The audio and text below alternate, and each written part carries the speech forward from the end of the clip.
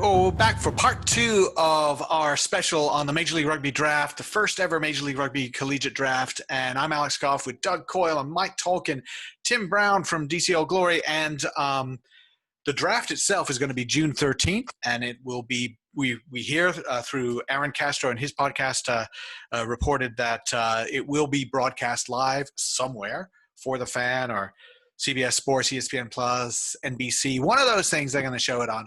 But they will be showing it live, which will be interesting. But before we see it live, we're actually going to go through and talk about some picks. So let's do that right now. We're going to get right into talking about who we think the team should pick or who we would pick. It's kind of a mix there. It's a little bit of a free-for-all. So we're going to start round 1, first pick, Dallas. Guys, what are you looking for? What do you see here? Okay, so with Dallas, obviously a new franchise, and they have to fill a lot. So if I were Dallas, I would be coming in thinking that I'm probably going to get my skill positions, my 2, my 9, my 10, my 15, from overseas or through free agency. I know they've gotten a bunch of commitments from Colorado already, and they filled kind of the front end, the tight 5, and the back end, the back 3, and outside backs. So what they're looking to do is to get some good athletes, some ball winners, some physicality in the middle of the field, from the back 5 to the center's positions. So that's how I see Dallas coming in.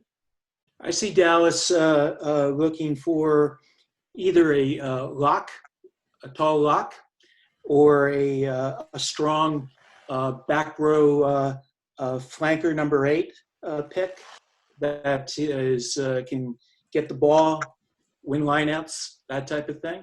Colorado did not have really sizable locks.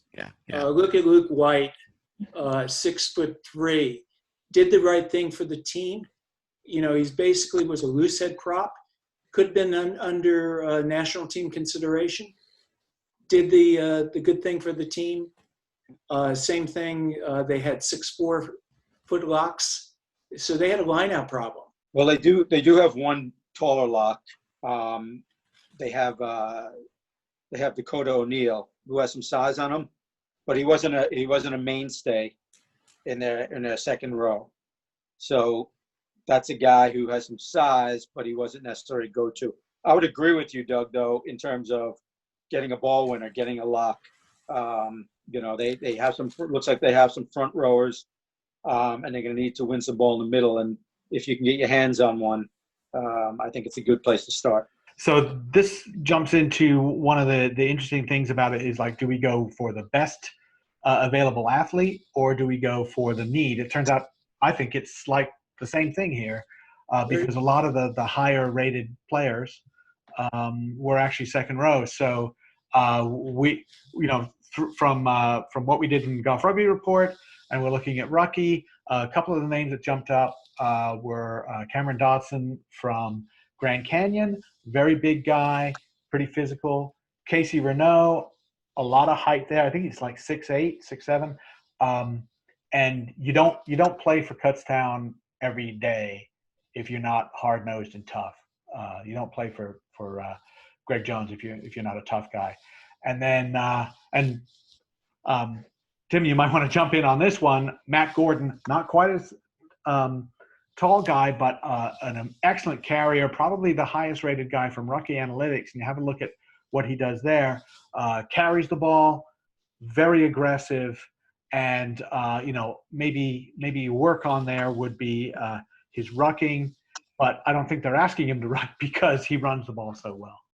I played for Doc.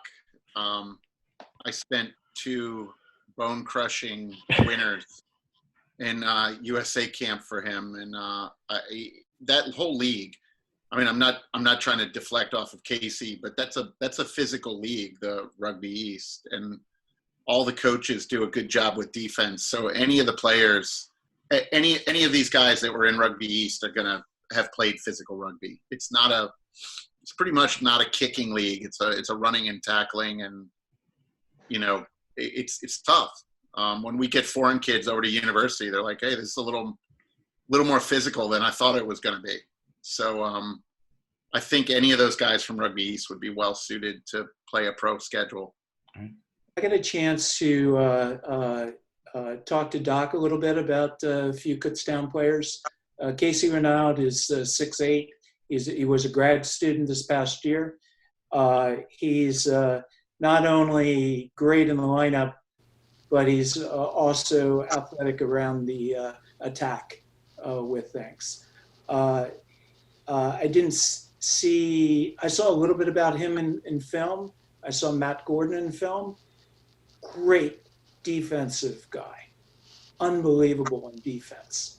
That sold me as, I think Cam Dobson is at a stronger position than Casey right now. And I think in looking at Matt Gordon's tape, I would have to rate Cam Dotson and Matt Gordon as the top 2 players in the country in the draft. So we want to take a pick here, see how we go. Mike, what do you think? Yeah, my first pick, I agree. I think Dotson is the guy they'll go to. He's just he has a little more bulk to him right now. I think Renaud he's got the height. He's, like you said, a tough program, and he'll be a good player. I think he will go, but I think Dotson is a little more closer at this point, and I think they'll pick him. If they don't, they'll go after Gordon. Gordon's a solid back rower with jumping ability as well. A little bit more flexibility there. Tim? Correct. I told you I wasn't going to, I wasn't, right. But I mean. You said you were going to say no comment. I was going to say no comment. Let me comment on character. All those guys. Matt lived with me for a while. I mean, he's just a good guy. I mean, he's just a nice person that you want on your team. And I mean, I'm going to exclude myself other than I would be remiss if I didn't say he was a good person. Doug? I have to agree with Mike. When you have a 6-7 foot lock, that's ready to contribute to the team, and we're talking about a new franchise, you have to take him. Gordon second for Dallas. I'd go along with that. Dawson, Gordon. We mentioned Callum Haddock, not somebody to overlook. Casey Renaud, well, they would have been good picks, and there's a personal thing there. Somebody looks and says they like somebody for a specific reason, but I think we all go with Dotson. Cameron Dotson, Grand Canyon, maybe a bit of a surprise first pick, but that's your guy. Round 2, NOLA. Well, all right. So we talked about halfback, and which is not a Type 5 thing, but Mike, you were talking a little bit about that position for NOLA. Yeah, NOLA's a tough one here because younger, he had he had lost his starting spot for a little bit of the time as the season moved on last year. So I don't know what the standing that he's in right now. And you also have a couple of good halfbacks available.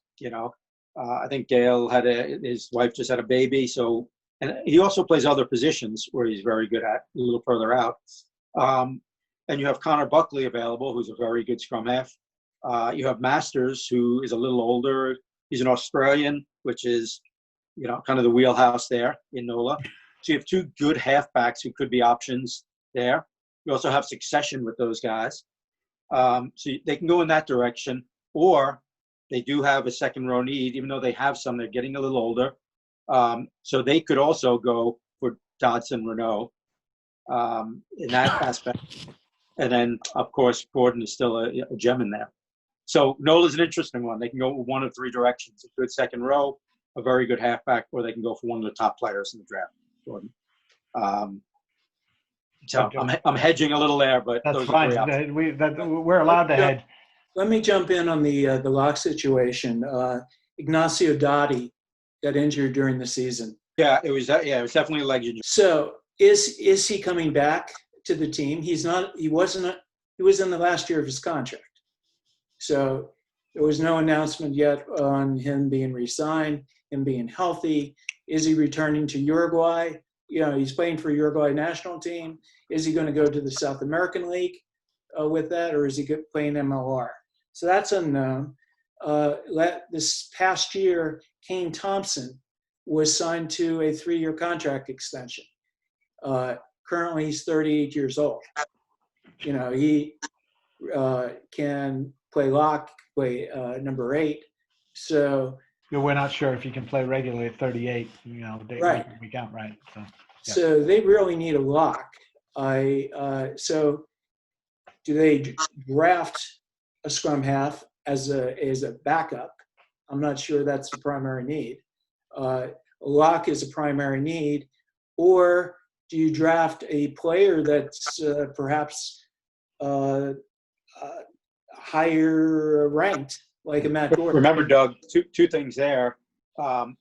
When drafting a lock, you usually want a ball winner there, and they have the luxury of Cam Dolan at 8 being a big ball winner. So that helps them, in mitigating that.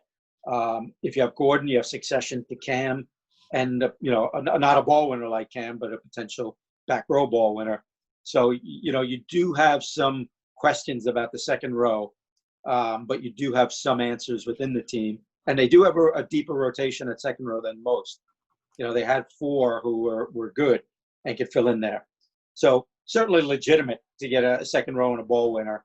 But I think 3 of those areas are good areas to discuss. You have experience building a team, as does Tim. What's your thoughts on this? You have some good choices here. You can. New Orleans also needs a center/wing, perhaps on the team, but that's not a primary pick right now. Yeah, I think that they will either go with Gordon or with one of the halfbacks. It's nice to have those luxuries. I mean, we're talking. Cam Dolan plays younger than he looks, or that he is. I'm 30. No, I mean he's good. I mean he runs like. I think he's got quite a few more years in the tank, and it'd be nice to have that luxury, because what I've noticed with NOLA is too they have their system down, and they've got a good coach, and they've got a good GM and a good owner. So if I were them, I'd just take the best character that fits in their system. That's just me. I mean, I think going back, Tim mentioned a good point. Going back to what I said earlier in the show was, your coach, your GM, your owner need to be in lockstep, and these guys have taken a long-term approach at NOLA, and so they definitely have plans and succession plans and who's getting older. So they're in a very good position to decide. Like Tim said, it could be the best guy there, and it could also be the best guy in one of those 2 positions that they need. So I'm kind of feeling, from what I'm hearing, personally, I love Connor Buckley. I think he's a great player. I kind of feel like he's going to fit in Rooney, and would be, if I'm looking at that, I'm assuming he would stay in the New York area. So then I personally would say Gordon. I would say, because he's a lock, 6'8" kind of guy, and he could fill in and could be either a ball winner or a ball carrier. And an impact player if he's not starting. So that would be my pick. What do you guys think? I'm going to send Ryan a bunch of names of kids that didn't attend practice and ask him to draft them instead. Sounds good. Send him the guy that's in a flat, is barely passing, and causing a lot of trouble on and off the field. That's who Ryan should draft. I kind of going to lean toward Gordon on this, and I don't see. Yeah, they're dealing with long-term development. Scrum half fits in, but that might be their 10th pick of the first round. Somebody. I'm going to go with Buckley. I'm going to go scrum half. They're going out of town, but I think he's a solid player, and he brings something to them. All right, sounds good. Round 3, Utah, the first of their 4 picks. So they've got a luxury to pick all over the place. And for me, I put some notes down and said this has probably got to be a prop pick, but I'm just not super sold on the props that they might want to grab. And let's look at the props that are available, the highest scoring right now touchdowns, Keon Holman did score relatively well, but the number one prop under Ruckie Analytics was Brian Nault, who came in because he puts in a ton of work, strengths certainly rucking and in tackling, work-ons, perhaps carrying the ball, although a little bit harsh because, again, we're talking about what kind of film you get on a player, and Nault had a couple of really big runs in the last game that Central Washington played against Army to show that he can actually tackle the ball. But he hits a lot of rucks. He gets some work done, so a good work rate. So maybe Brian Nault going there, but there are some other options. I'm going to go with, like you said, when people have been taken for further up in the draft, it leaves some of the good players available. For me, based on my selections, Gordon's now available, and I think that he would fit in great. They also have a need for a ball carrier, a ball winner. Sorry. So you have either Dodson or Renault as possibilities there. I like Nault a lot. I don't know that he is their primary need, but I think if they picked him, it would be great. And the way Utah plays, based on the 5 games they played, it's a lot of kicking, it's territory, and the ball's in play a lot. So you got to be fit, you got to be a horse, and be willing to do the work. So I think, for me, that says they need someone who's a little bit more of a thoroughbred. I mean, you obviously got to win the ball, but for me, I see them taking Gordon because he's available. If he wasn't available, I'd be looking at maybe a ball winner like Dodson because they had some trouble in the lineup. Or Renault. One of the considerations is Utah has a strong oceanic community, and that's a real strong factor. It's also they start off with some colder weather with things. They've brought in some players from cold weather places like the Lions, Chicago Lions, in supplementing things. So somebody that could blend into this team culturally is real important. It brings to mind that a prop like Lincoln C. who is from Temecula, California. Casey Renaud is from Vermont. Would he be a good fit here? I'm not sure. They had an injury to Lance Williams. He was out for an ACL injury. Will they need a strong back row player? So Alex and I split with Gordon. Is Gordon actually available? If he was available, I would agree with Mike on the pick with that. Now, one thing, Doug, I think you make a good point about Utah. There's a big Polynesian community there, and it's a strong part of their team and who they are, and Salt Lake City and Utah itself. So that's important, and I think that becomes probably more important as the draft goes down into the further rounds because Utah does have picks available, and I do like C. He's a big prop, and he would fit in well there. I see him maybe as going a little further down, but I think that your reasoning is correct there, and I do think he would fit in and help them as well. It's going to be culture, and I've enjoyed I had some recent calls with Kimball just talking about our youth programs. I rang through that culture is very important to those guys. There's no lack of talent in Utah. I mean, those guys are all good players, so I think they'll start to come together. They have a new coach. Well, he's not new anymore, but they have a coach that's doing a great job. So again, there's a lot of unknowns with all these players. So I would almost 100% bet it's going to be someone that's going to fit in with their culture and be happy there, and they'll be happy with him. All right, interesting. Well, I'm convinced. I'm going to go with Casey Renaud. I'm going to go with the ball-winning lock in the end, who knows about Pennsylvania and Vermont winters.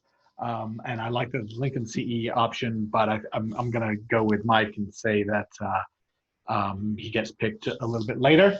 Mike, I think you've got Gordon on your list. I have Gordon. Yeah, that's good. And Doug. Yeah, we could go with a lock. If Gordon wasn't available, we didn't mention Tommy Clark. What do you think about him?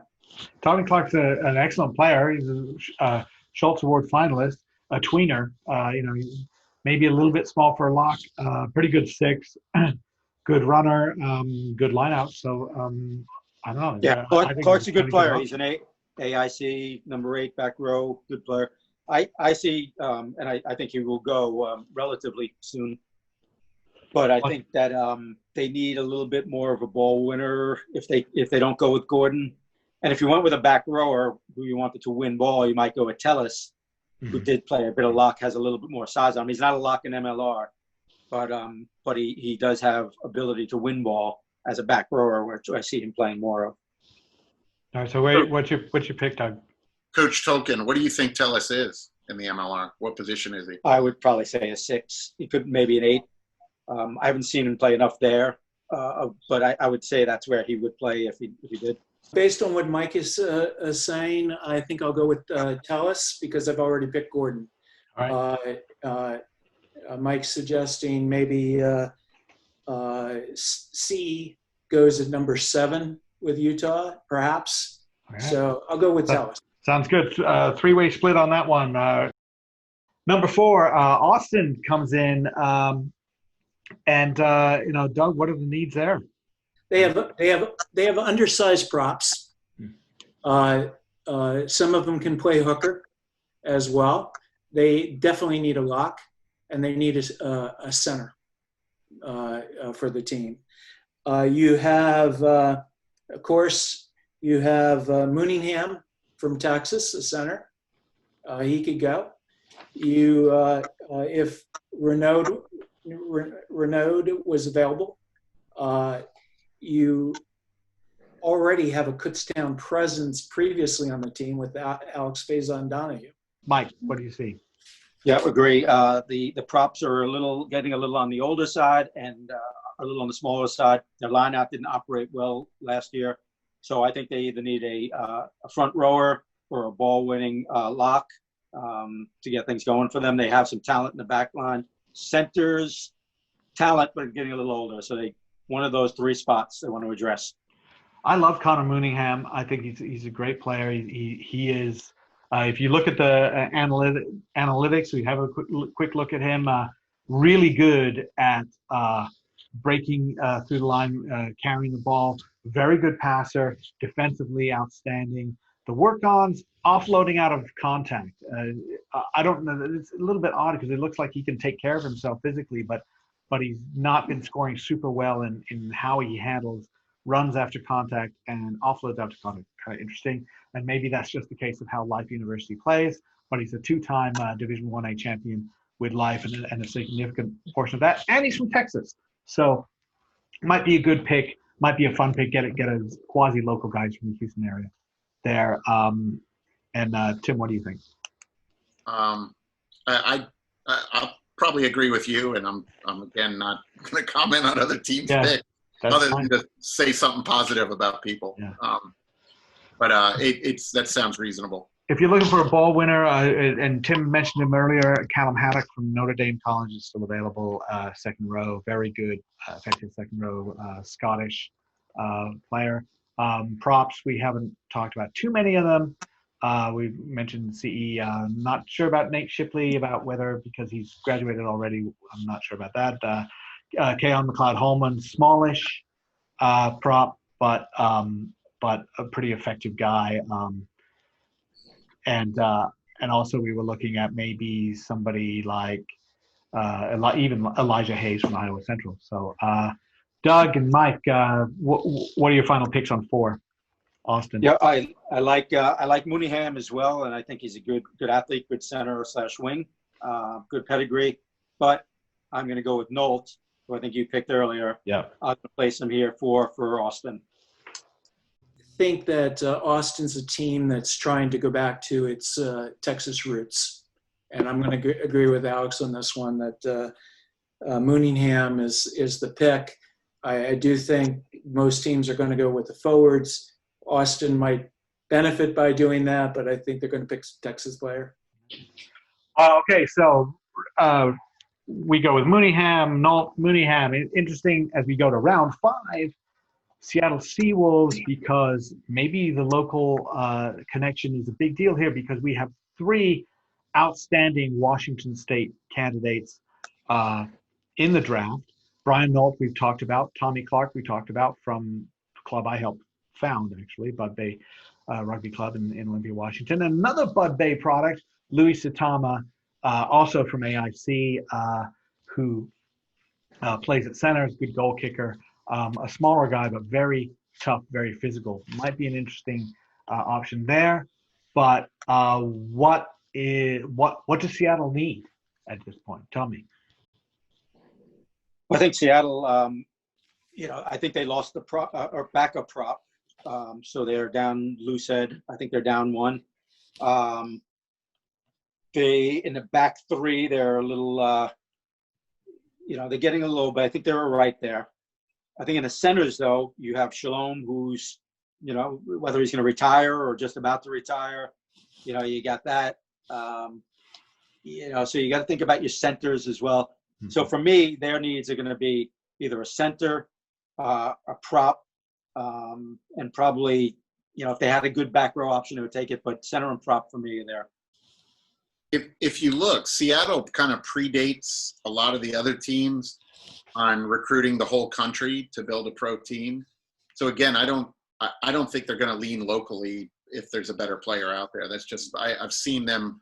There's quite a few guys from the DC area that have cycled through their side. They have players from all over. They have a number from Hawaii. After we played them at home, it was actually really nice to talk to those guys and find out how diverse that culture is. I mean, they are really from all over the place. Seattle brought in some players, but they had an injury problem earlier in the season. They could use a center, but I think I'm going to go with Brian Nault in the front row because he could play any of the front row positions conceivably. Good pick. Good boy from Shelton, Washington, Brian Nault. Another, I forgot, there was actually 4 Washington players because Cole Zarcone from Central Washington is also in this draft, and also, certainly draftable level. My pick, I'm going to stay with Satama. I understand what you're saying, Tim, and I disagree in this case simply because he's a really popular local kid, and I think he's also perhaps one of the diamonds in the rough of this draft. So it just fits in with this thing, and building that South Sound following, make sure those South Sound fans keep coming to see one of their own would be great. So I'm going to go with Satama in there. And that area, that's your backyard. That would be my backyard, yeah. I'm always impressed with the high school and college play up there. The tape I watch is really, really impressive. Not a lot of players, but the level is usually pretty high. Yeah. I think they do bring in players, but here you have 3 to 4 really strong ones from the area. Why not use that? So for me, I think Nault was going to be taken already. If he wasn't, they would take him. But since he probably, in my opinion, he will be, I would go with Satama. He's an impressive player at AIC, hard-running center who can kick. I think he's the real deal. So he's my pick with also a good nod to Clark, who's a solid player as well. For sure. I think he'll go soon. You're looking at some really good players. We move on to round 6. You're looking at some really good players who are still not even been mentioned, and a couple of them might come up. 2 of them, in fact, I think might come up in this discussion here for New England, round 6. I'm going to tell you right now, I'm probably going to end up picking Brian Nault because I feel bad because I haven't picked him yet. And I think here maybe that's where he wants to go. Don't know about that. Rumor, who knows? But Doug, what are you seeing on this? New England's needs some depth. They also have some older props, older back row players, and they probably need some depth at the center position. In terms of potential picks, Gordon's out of contention. I would have to bring in Casey Renaud from Vermont. You still have him available. Yeah, that's true. All right. Mike, I think you were talking about maybe some loose forwards. Yeah, I thought New England was pretty well rounded last year, and they at times played some really fast ball and scored tries and were playing that. But they also they got slowed down a lot, and their ball was slow. You know, when they played fast, they were effective, but it was slow a lot of the time. And perhaps that could have been some of their problem at the back row, a little older. So for me, I'm looking at back rows, especially in the 7 spot there, and perhaps a center. Yeah. Well, at center, at open side flanker, you possibly looking at Joe Russert-Cuddy out of Colorado State, former high school All-American, Eagle Impact Rugby, and then Justin Johnson out of Life University, who played for Mira Costa in Southern California. Right. Johnson's, I think, almost, could go a 6 or a 5, and Russert-Cuddy perhaps a bit more classic 7. Yeah, I'm going to go with Russert-Cuddy as my pick.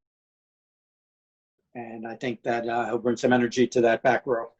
Quick story about Joe Russert-Cuddy. The shutdown, the COVID-19 shutdown came in, and everybody has to stay home. And Russert-Cuddy and his roommates go down to their building manager in their apartment building and talk them into allowing them to take the free weights from the building's fitness center up to their apartment, so they continue to work out in their apartment. So that's a certain level of dedication. Tim, those are the kind of stories you like to hear, though, huh? Yeah, that's awesome. Fairly familiar with him, and that doesn't surprise me. Yeah. Could talk, as my old football coach would say, could talk a peel off an orange. Round 7, back to Utah. So this is their second pick here. And we did talk a little bit about what the options were. And I know where I'm going on this. Tell me where you guys are thinking. I'm gonna go to CE. As I mentioned before, I think he fits in well there. He fills a definite need, and you can build with a player at prop there. And they're trying to build up with American players. So I think that's a good pick for Utah at 7. Two of us selected a back row player in the first round. One selected a lock. I have to go back to a prop at this time, and I agree with Steve. Yeah, he seems to fit right, and Tim, that fits in with what you're talking about in terms of just feeling comfortable on the team. Yes, sir. Yeah. All right. Okay. That was a quick one. That's fine. Rugby ATL round 8, difficult one. They've got they lost some of their locks. We picked a lot of locks, so I don't know if there's some issue there. Where do they need to fill in with regard to their depth? I don't know, Tim, if you want to comment on what you've seen about Atlanta, what you think. They are super physical. We played them twice this year. We were lucky enough to play them in a scrimmage, and I should say a friendly. And then we played them in one of our home games, and I was impressed with their physicality. I'll take this right, and you can find this on our YouTube. Our coach Andrew used Atlanta as his model team for when he talked about breaking down tape. So maybe a creative playmaker, someone who's going to stretch the field a little bit, because I thought they were extremely physical and tackled well, but maybe someone that would stretch the field out a bit and can kick a little bit, and kind of a slashing, spread the field type person. This yesterday or the day before, Atlanta signed Argentina international player Batista Escura. It was captain 7s, captain 15s, can play center, wing, and he has even filled in at fly half. They don't need that as a primary position anymore. Possibly back row. I like the idea still. Expand your kicking game. Let's look for some kickers.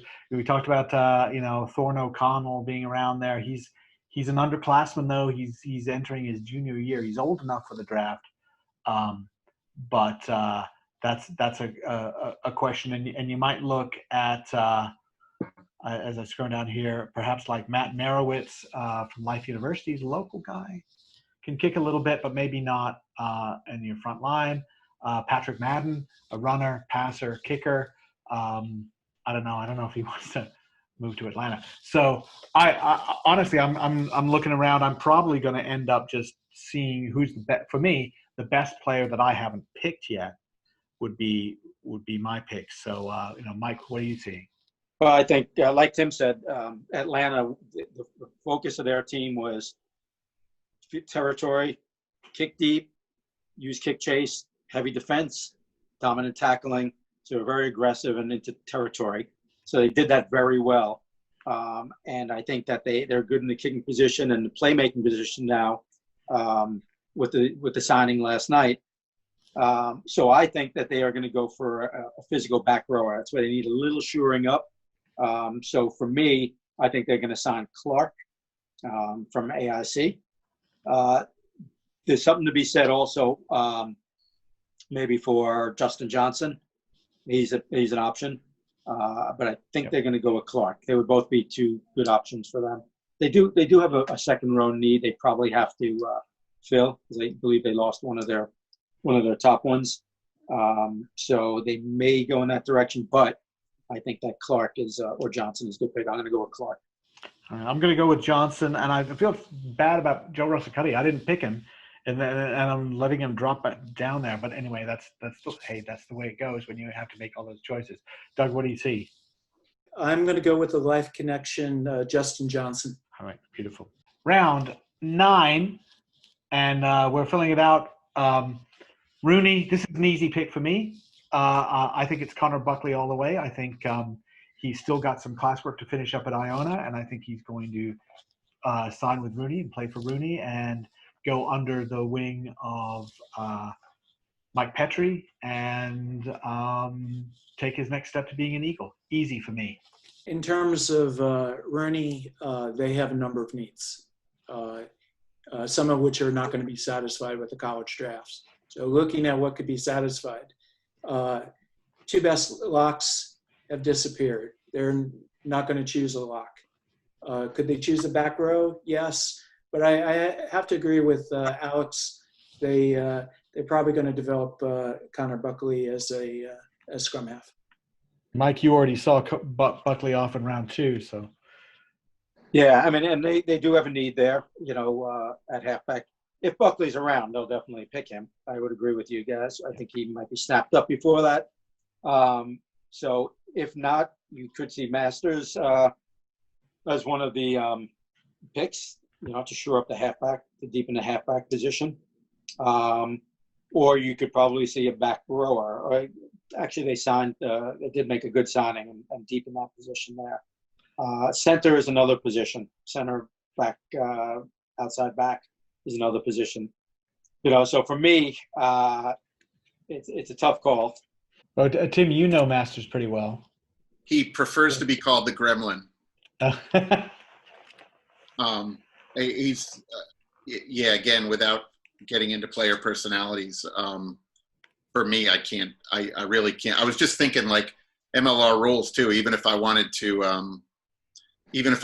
to praise these players, I'd make an exception for guys that I know personally just to say they're a good person. But I'm very familiar with Rooney. A lot of the guys before the draft was in that they were trying to recruit, they beat Coach Tolkin and then beat me to the punch last year because we didn't have full contracts. We were in our warm-up season. So I'm very familiar with their team, and they were also very generous when we were kind of learning the ropes of throwing the doors open for us and letting us kind of hang out with them. So I think you guys are right on in assessing their needs. And I know a lot of their players really well. And the thing about them is they have enough talent to cover up a lot of those maybe holes.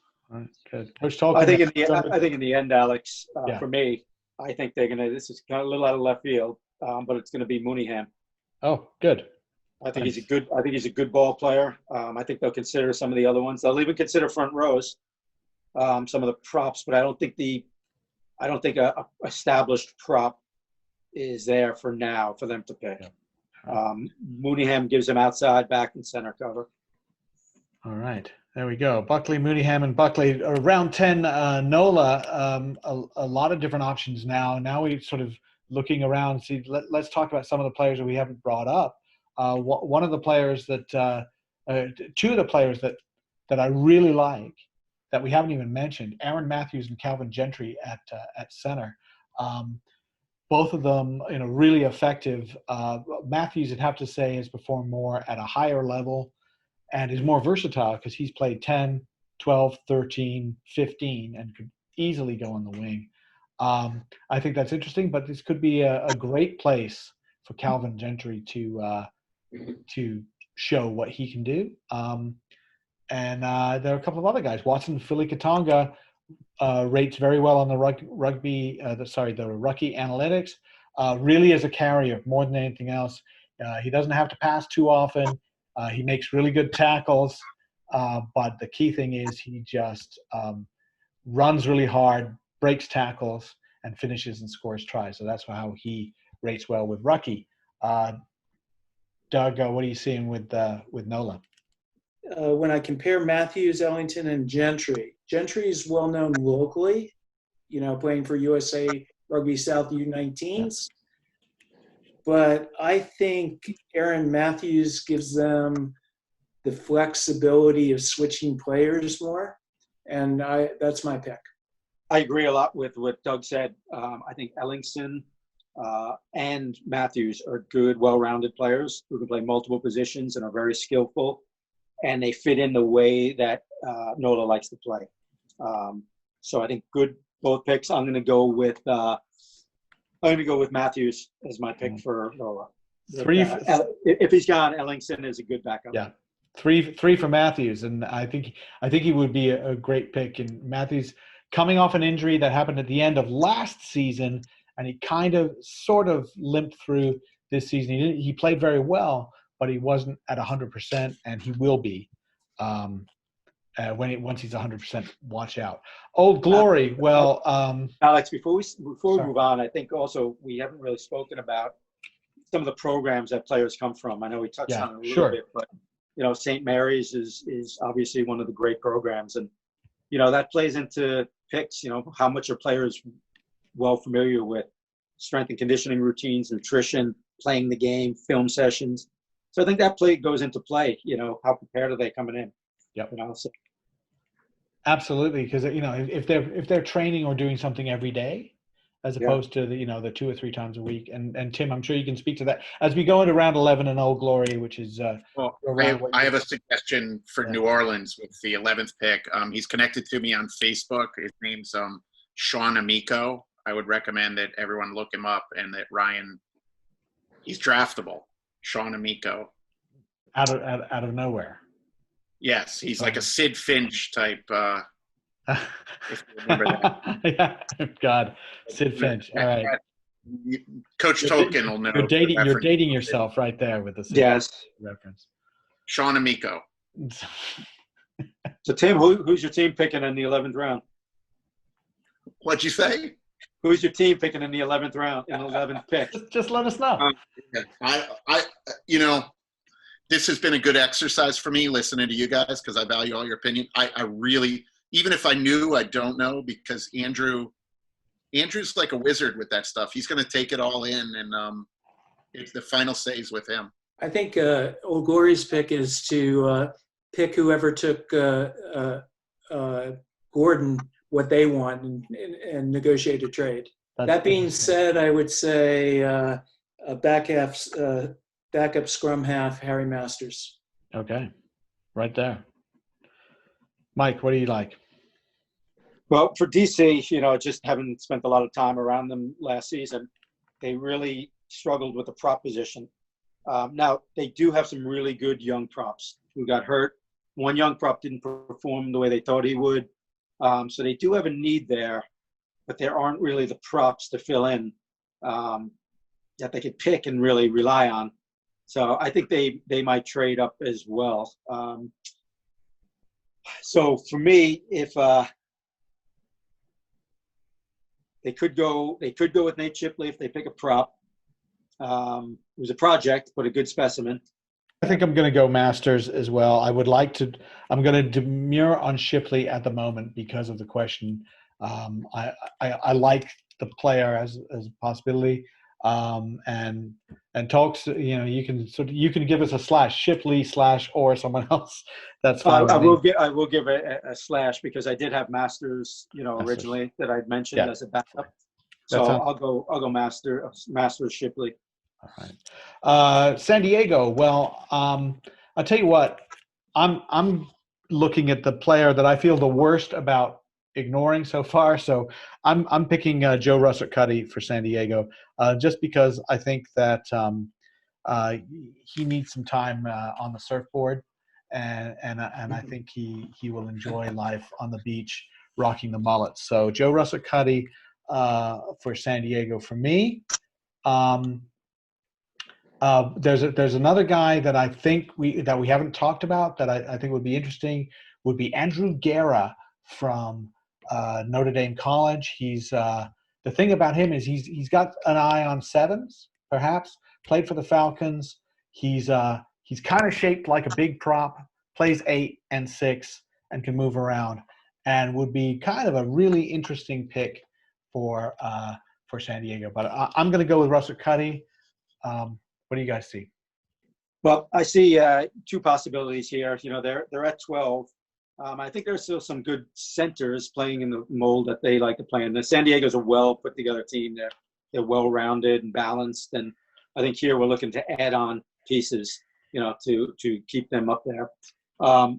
So for me, I'm looking at a couple of the centers from out in California, Mathewson and Ellingson, and I think I already went with Mathewson.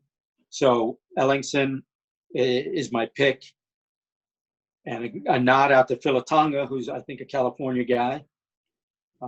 So I give a nod to him. Yep. And then we inch Alex also to a position that we haven't mentioned at all is the hooker position. So no one's really talked at all about hookers. So a backup hooker here is a possibility. So I think we have to look at that as a possibility. For sure, and I keep going back, and then we end up talking about something else. Stephen McLeish from Lindenwood, Nick Harekowitz from St. Mary's, Leon Patel Champion from Penn State, Yep. Tom Capriati from Penn State as well. Yep. All of these guys are actually really capable. There's some other good hookers coming out who are just not super big, right? 5'9", something like that. And it's like you've got to be, just a cinder block to be able to work your way through. So I think if they didn't go center, they'd go McLeish. They'd go with that. All right, good. Doug, what are you seeing? When you're mentioning Joe Russert-Cuddy, you could put in Tommy Clark in that. They basically, I think they need the back 3/center, San Diego, for some backups with age. I'm going to go with Ellington.